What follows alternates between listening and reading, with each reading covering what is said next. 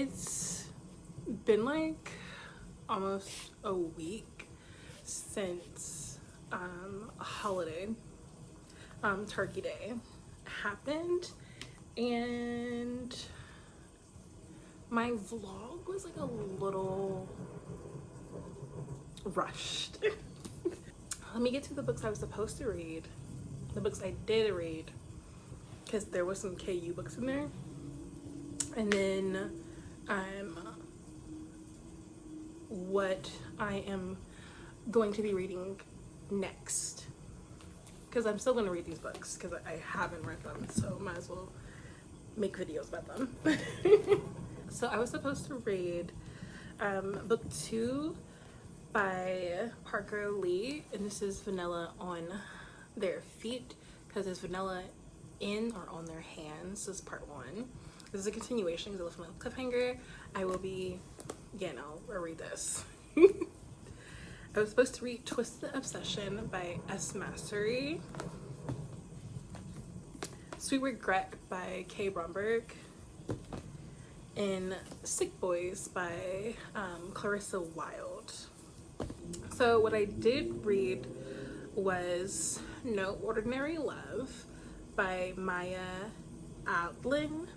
I found this book when I was like scrolling on my cheating Facebook romance groups, like recommendation, and I always read the spoilers so I can figure out if it's something I will like, because cheating romances are very like niche for me. There's like certain things that have to happen in order for me to read it. I said that this was definitely emotional. I felt for this book. I liked how both of them were kind of like doormats, like the FMC and the MC in their situations, and they actually finally like grew a backbone progressively. I said that the hero was definitely a coward throughout most of this book, but you slowly start chipping away like at his like cowardism, like his backbone was just slowly growing straight. I'm just saying, because the way that his mom was checking him in his life and his relationship was and that the heroine just kept running away from her problems, because she did. So when things weren't going a certain way for her, she would just duck and go. She wouldn't try to talk it out, which at the time, again, I wouldn't talk it out either, because what she overheard was wild in itself. But his reply to her was also wild in itself, because they both weren't, their communication was like bad. The cross wires were gone. But if they had a sit down conversation and she heard what he was saying to her, I could understand. Groveling would have to come a lot, but I could understand what he was going through.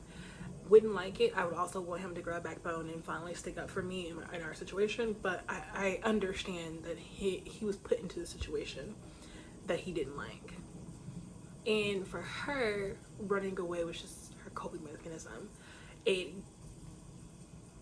But going away from him made her find herself again, and that was just what she needed. So this is when you don't judge a book by its cover, because that cover just, it does not scream read me.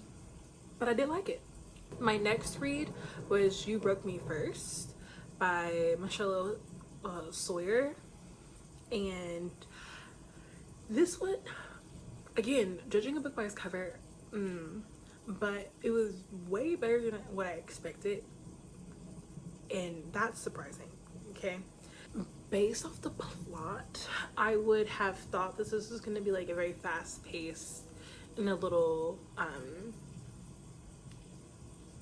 underwhelming plots of boy makes a bet about nerdy girl who tutors him, she finds out and they break up and they get back together, HEA. But no, that did happen though. Not about the bet, but a video of them being intimate gets sent to the whole entire school. This book takes over, like, this book is over years. So it starts off in high school, the last year of high school, I think. And that video gets sent out. She finishes school early. She knows he didn't do the sending. She knows that it was his ex-girlfriend who did it because she was salty about them being together. But that being said, she was trying to figure out why did he send her that video. So like that's the reason why they broke up. College happens, and then I think the first 3 years of college, they go to the same college, but she grew into her body, her honey, her like strawberry blonde hair turned more blonde. She became like the girl who wasn't wearing hoodies and sweats or hoodies and jeans, like a baggy hoodie and stuff like that. She was wearing more girl appropriate or attractive or girl appropriate clothing. So he didn't recognize her. She didn't know that he did not recognize her. She just thought that like, oh, like he was seeing, like their relationship was done after that. So like he was seeing her as she was, but he never knew that who he was looking at was her. And he did not care because she wasn't who he thought she was. You get what I'm saying? I hope I get this right. Like the whole thing is the last year of college, she has to tutor him. He's going through women all kinds. He's failing. He's about to fail, and he meets her boyfriend, who is his coach. Needs her to tutor because she's the best tutor, and then he realizes that it's her, like, and he's just trying to get her back into his life. Things happen. She gets opportunity, and she decides to go for it, and he is like, well, you're the one leaving now, like you're the one not trusting me, like you're the one doing this, you're the one hurting us now. But she still takes the opportunity and she goes, and then 2 years pass and they meet again. And so like that, too many breakups, I'm just saying, but it was still good and way better than what I expected. I'm just saying, there was a running scene through the airport on the girl's end. I'm just saying. But again, better than what I expected. Way better than what I expected. Would I read it again? No. But since I read it, I did enjoy it. And the next one I read was The Text by Julie Hill. This is very, very short. Also very rushed. This is about a woman who runs into our billionaire. He finds her attractive. He tries to pursue her. He doesn't take no for an answer. They finally get together. He has a crazy ex. Not even an ex. It's just like a girl he used to like continuously mess around with, and she became like obsessed and stalkerish, and like would show up in his penthouse naked. Anyways, they break up because the obsessed girl sends a picture of her in the bed naked in the guy's bed. But the billionaire man said that like that breaks the relationship up. Some other things happen because she's pregnant, and it's very, very short. Like it's almost like you blinking and you're at like another mic drop scene. So like you blink, beginning of the book, they meet, you blink again, they're dating, pursuing. You blink again, the girl shows up with the text in the pictures. You blink again, she's at her hometown pregnant.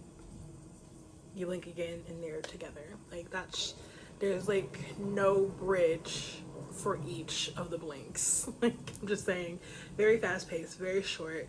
I gave this a 3, I think. Yeah, I gave it a 3 because I was just missing filler. Like, there was just so much action in such a short time. Like, it was less than 30 pages. I mean, not less than 30 pages. It was less than 300 pages. I think it was like 240, 250. Just saying, very short though. My next read was The Tryline by Rebecca Rath. This is cheating forbidden because it's his brother's sister's husband, they used to be best friends, and that one was a little wild for me because they were best friends who in college, best friends, then they found out that they liked each other, and for like a week they were like into it. They were like gonna be a couple, but his best friend had dated his sister because the main guy was like, you should date my sister. But they broke up, and they got together, and then she found out she's pregnant, and the brother then decides to leave both of them and go play rugby in the EU or Australia, one of those. But yes, and then he comes back once his nephew is 18, and they come together. That one was a 3 for me. I said it's a 3.75, and I said that it was like just missing something, and I just can't put my finger on like what it's missing to make it like a 4 or a 5 for me. It was just missing drama. Everything was very no consequences at all. When you find out that your husband cheated on you with your brother, yeah, she was hurt, but like there was no consequences. She even said that she kind of knew that they were together, and I'm just like, that doesn't seem realistic. Even in like a book world, it doesn't seem realistic. But yeah, and I said that I wish it was more angsty. There's no, I wish there's a bit more negative reaction or bigger consequences. I just wanted more drama. Then my physical one is When Ben Loved Him by J. Bell. This is like a more introspective of Something Like Summer. This is like the first third of Something Like Summer, when it's the last couple of months of high school, homecoming, and the college, like when Ben is separated from Tim and he's going to college, and he's about to meet, is it Austin? Sage? You know, it's the autumn guy. But I know there's supposed to be 2 more books because, again, this is the first third of Something Like Summer. Again, this is introspective. Like, this is more thoughtful. This is more in Ben's mind, what was going on at those times. I think it was like a slow. This is very slow, especially since I think one half of this, nothing significantly has happened besides like him breaking Tim's leg, I think. There is more spice in here, just saying. There's more spice. It's not like descriptive enough, but like there is more spice.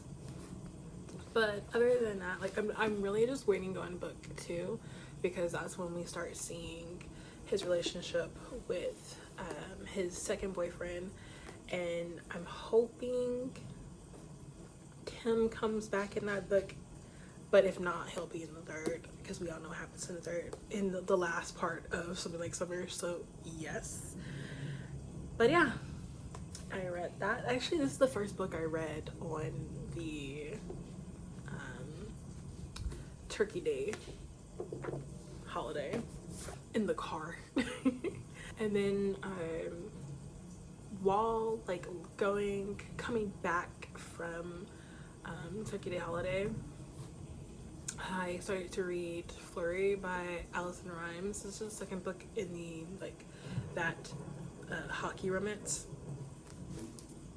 series, and you see I just started so I haven't picked it back up.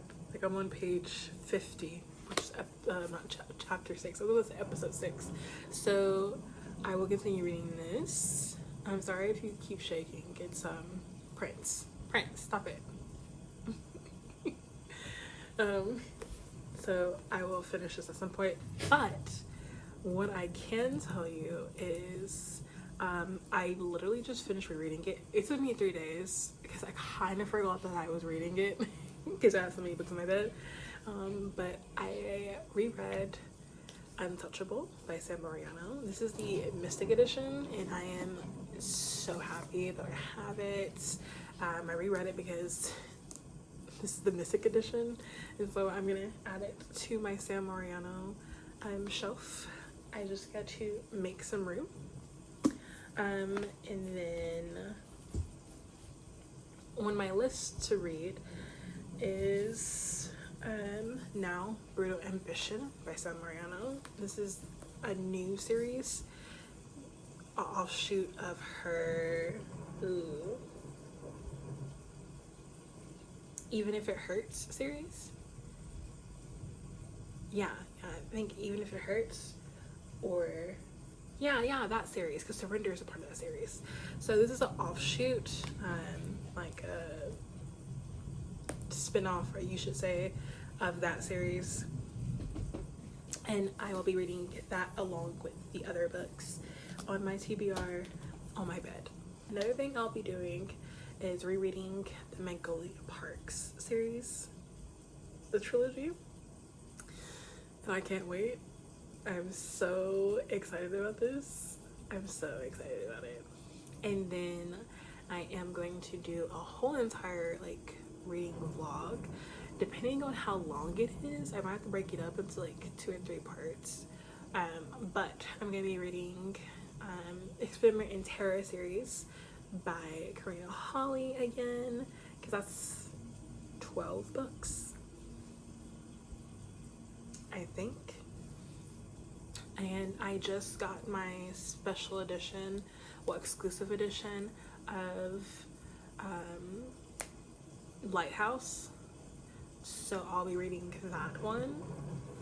But yes, I'll be doing that soon too. It's almost the end of the year, so I'm trying to see what I can get done. I know I'm not gonna be my goal for the year, which is 200 books, mainly because I'm kind of all booked out. Because otherwise, I will see you guys later, and bye.